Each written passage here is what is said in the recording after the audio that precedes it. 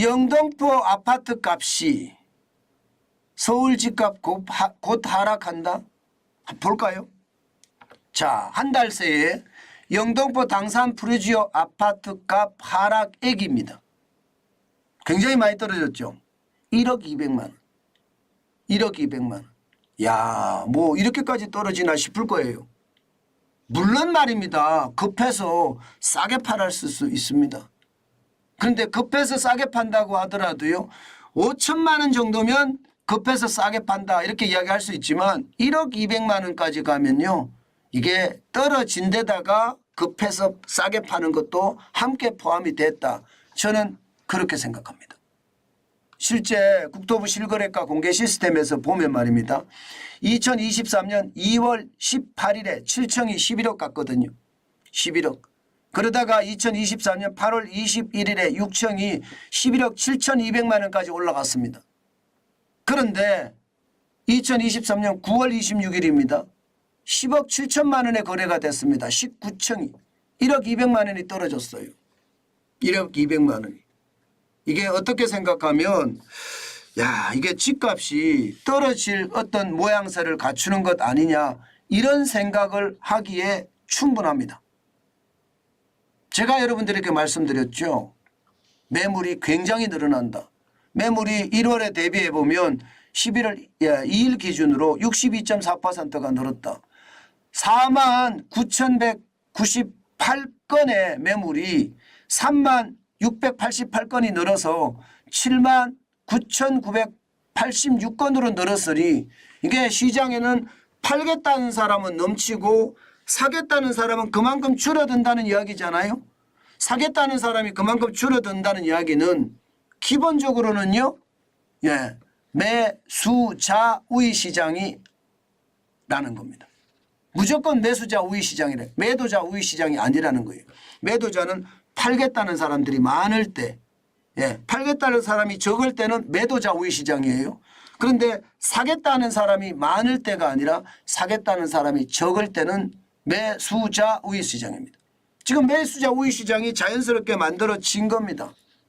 그래서 집값이 떨어진다 이렇게 이야기할 수가 있는 거고요. 실제로 집값은 아직까지는 올라간다고 해요. 10월 30일 기준으로 서울 아파트 매매가 변동률을 보면 0.08% 23주 연속 올랐고요. 수도권도 마찬가지입니다. 21주 연속 올랐습니다. 그러나 전체적으로는 예, 고점 대비해서 떨어지는 모양새죠.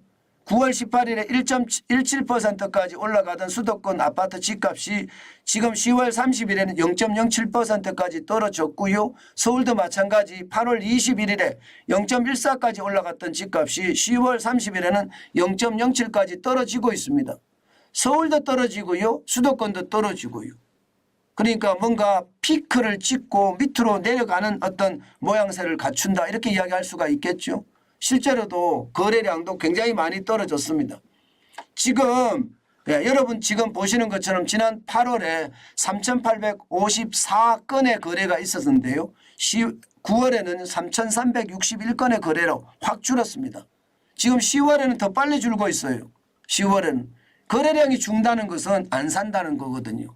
안 사는 것은 결국은요. 집값이 점점 하락할 수밖에 없는 요인으로 발전할 수밖에 없겠다. 제가 그렇게 말씀을 드리고 있습니다.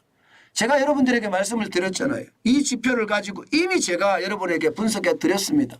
추석 전에 제가 분석을 해 드리면서 야 10월에 보니까 8월 거래량이 커졌고 예. 그런데 10월에 보니까 9월 거래량이 이게 커진 게 아니더라. 많이 줄었더라. 12.4%나 줄었더라. 10월 30일 기준으로 봤을 때 12.4%가 줄고요. 예, 10월 2일 기준으로 8월 거래량을 봤더니 6.8%가 줄었다. 2배가 줄었네. 그전에는요. 마이너스 6.3%니까 2배는 아니잖아요. 조금씩 줄기는 줄었는데 갑자기 2배가 준다는 것은 시장에 변화가 있다는 뜻이에요. 근데 제가 그 변화의 어떤 흐름을 여러분들께 말씀을 드렸고 그게 점점 현실이 되어 간다. 부동산은요. 지표를 보면 거의 정확하더라고요. 거의 정확하더라고요. 지표로 따라 움직이는 것 정확하게 볼 수 있으니까요. 시장에서는 부동산에 대한 것 제가 여러 번 말씀을 드리는데 저는 지표를 가지고 여러분에게 계속 말씀을 드렸고요. 작년 제가 10월, 11월, 12월, 1월, 2월, 올해 1월, 2월까지 14라고 했습니다. 14라고 입으로 뭐 그렇게 말은 안 했지만 제가 임장한다고 이야기해요. 제가 임장한다고. 제가 임장한다고 했습니다.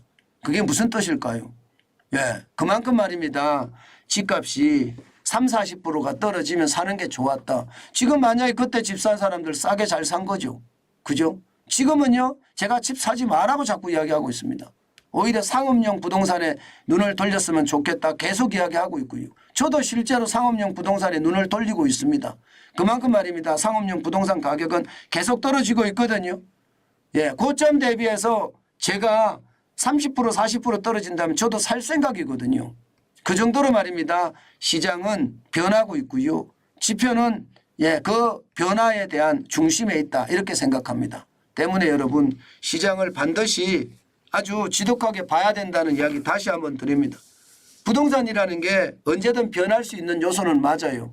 그런데 지표에 따라 움직이는 게 저는 굉장히 많다고 봅니다. 때문에 여러분 시장을 제대로 보고 시장에 대응하는 자세 필요하다. 다시 한번 말씀 올립니다.